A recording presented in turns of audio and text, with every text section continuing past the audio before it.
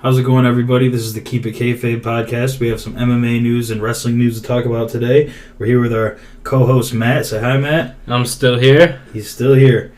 We got a lot to talk about today. We have some Jon Jones news. The vehicle that killed MMA fighter Ryan Jimmo has been found. We're going to talk about that. Some UFC fights for the 202 card. The Lesnar drug testing debacle. We're going to talk about that. Some WWE news. About their title. We're going to talk about the return of the jobber role in professional wrestling and some new WWE merchandise that's probably going to pop up mid-July. Edmonton police are still searching for the person responsible for killing Ryan Jimmo. He was found dead the other day after a hit and run. They have located the vehicle, which appears to be a black Cadillac, but no other details have been released at this time, and police are still looking for people to cooperate. Carlos Condit and Damian Maia has been announced for UFC 202. This card is headlined by McGregor Diaz 2, and now this card is actually more stacked than the original UFC 200 lineup, so it's going to be interesting to see whether that can best the UFC 200 buy rate. Maybe not. Conor McGregor is a huge draw, though, so we'll see. John Lineker versus Michael McDonald has been announced for UFC Sioux Falls. That's coming up July 13th. And next we're going to talk about Brock Lesnar. So upon re-signing with the UFC, Brock Lesnar was granted a 4-month lenience period where he didn't have to undergo any drug testing. And the UFC's policy states that a fighter that is coming out of retirement needs to notify them 4 months in advance, and they need to undergo 4 months of strict WADA testing in order to fight. But in this case, Lesnar wasn't treated as a returning fighter. Instead, he was treated as a fighter who is just making his debut, so he didn't have to undergo that 4-month returning fighter bullshit. He got to just, skip it. Now, Mark Hunt and a lot of other people are calling him a steroid user now, and, you can't really blame him because he didn't have to go undergo the same testing as every other UFC fighter that's fighting on that card, and that's a little ridiculous. But from that point on, from the point Lesnar signed on for the fight, he is going to be drug tested from now until the time he fights, and then a post-fight drug test. And then if he continues to fight in the UFC, then of course he's going to continue to be tested. He's not exempt for now. He was just exempt for that 4 months prior to when he signed. So I just wanted to clear that up because I've seen a lot of people say that, Lesnar's not being drug tested, blah, blah, blah. No, he is being drug tested. He just wasn't for the time before he signed. Also, as is known for a while now, Jon Jones has officially tried to get a new ref for his UFC 200 fight against Daniel Cormier. This is a 205 unification bout. Big John McCarthy is really outspoken against finger pokes to the eye. We've seen a lot of fighters get hurt. We've seen fighters like Michael Bisping have a detached retina. If you look at his eye now, he says that he still can't see in it. It looks like a gimp eye. It's half shut. And that's because of a finger poke. So this shit really is dangerous. And for John to request a new ref just because of this finger poke thing, I don't know if I'm buying it. There was a fight before where Jon Jones crawled to the center of the octagon on his hands and knees, essentially. Like he did a bear crawl, not on his knees. But he did a bear crawl to the center of the octagon, and the only reason he does that is to test the rules.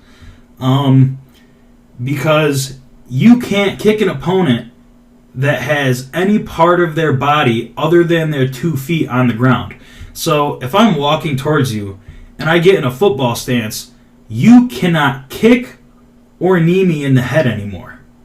And what Jones was doing is he would do this, he'd get really close to fighters, and then he would attack, he'd put his hand up and attack. So what happened one of the times was John got caught, actually, with a head kick. And he looked at Big John McCarthy, and McCarthy goes, well, man, if you're trying to play that game, we're also going to let your opponent have a little leniency because, it really is a bullshit rule. I mean, you can do anything to your opponent if they're standing, but if they just put their hand down, I can understand a fully grounded opponent or somebody, not getting soccer kicked to the face on the ground. But if you're just in a football type of stance, you should be allowed to be kicked in the face, especially if you're playing that game. Yeah, I'm not really buying John's story there. But for now, Big John is still the referee, so we'll see how that goes, and hopefully he calls it right down the middle in a fair fight, and I don't think it'll be a problem because, even if fighters do eye pokes, Big John usually gives 4 or 5 warnings. I've seen him give 4 warnings in one round before taking a point away, so it's not really that big of a deal. Should be fine. Should be no thing. So I don't know why Jones made it an issue, but on to our next news here. The WWE World Heavyweight Championship has officially been changed to the WWE Championship. This seems to signify that there would definitely be 2 world titles for the different different brands, Raw and SmackDown. What do you think about that, Matt? There's one WWE Championship now. Do you think they're going to go with the Heavyweight Championship on the other show? I think it'll go back a lot towards what it was before, where they have a WWE Championship on one show, presumably Raw at this point, and then SmackDown has the World Heavyweight Championship. So, I mean, it's something that's been expected for some time now, that there would be 2 world titles because of the fact that they're trying to distinguish the 2 shows so much from each other and make the commingling of the shows such a big event when it actually does happen. Now, this is, we're not going to know until it happens, but do you see them bringing the big gold belt back, or do you think they're going to have a completely new design similar to like a new ECW title type of thing, or what do you think they're going to do? I think they'll have a new design. I don't think they'll bring back the old title belt. I think with all the rebranding, the new era kind of stuff, I think that they're definitely going to... I would definitely expect them to make a brand new title belt for the SmackDown Championship, especially because they're trying to reboot SmackDown, make it something new. So bringing back the old title belt would kind of be a step backwards towards that end. Speaking of SmackDown, there is now a new number 1 contender for the U.S. title. I'm not going to reveal who that is, but there was a fatal 4-way match to determine that, so check it out. Women's wrestler Billie Kay debuted on SmackDown. She spent some time in NXT. She's an Australian women's wrestler. She spent some time with Emma, I believe, in a group, and she was in a tournament for the NXT Women's Championship at one point last year, so stay tuned on that.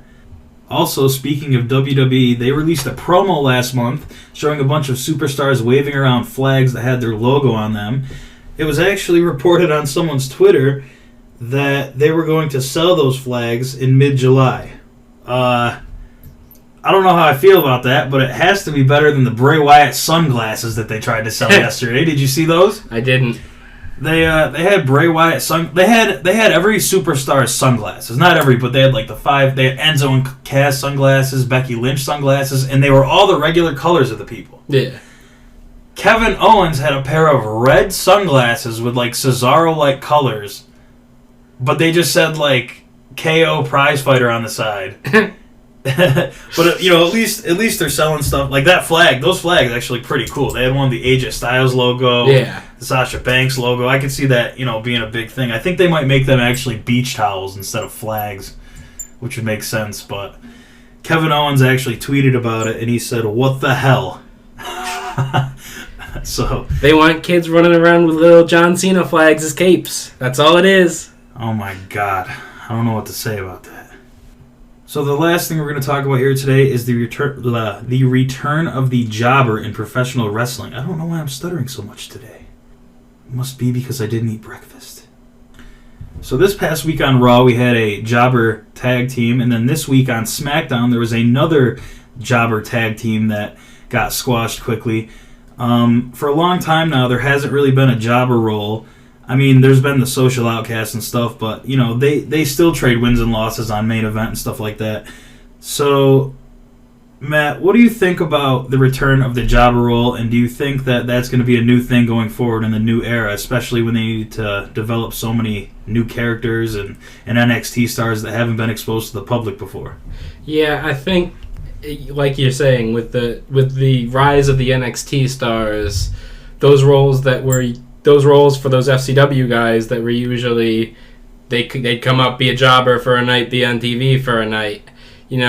That's now not an option anymore because those FCW guys are those NXT guys. So you need to bring in more local guys, more smaller guys to come in to put these NXT guys over because they are still the smaller independent. And I mean, obviously not everybody on NXT should be on NXT, but for what NXT is supposed to be, I think that, yeah, we'll see if they make it more of what it's supposed to be, which hopefully they will do, and take some of the guys that should be on the main roster and put them on the main roster with the draft coming up.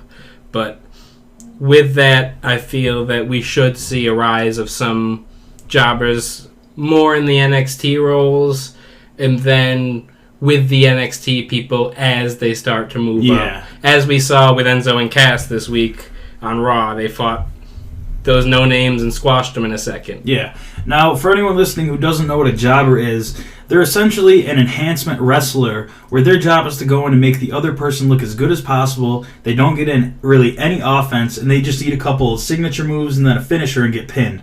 Now, the point of that is so all the wrestlers you're trying to build up on your roster, you're trying to make a roster full of stars. So they beat these no-names, and then they have 10 wins under their belt. So by the time they actually fight on a pay-per-view or a match that means anything, the crowd knows who they are, knows their signature moves, and can get behind them.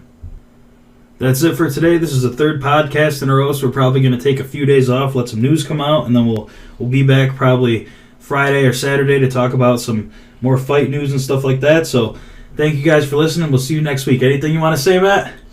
Nope. Keep tuning in. Subscribe. Comment. Maybe we'll do a SmackDown review later this week. We'll keep putting them out. Also, anything you want to see us review, we will take suggestions. So leave a comment or message me or Matt, and we'll get talking about it. So see you guys later. Bye.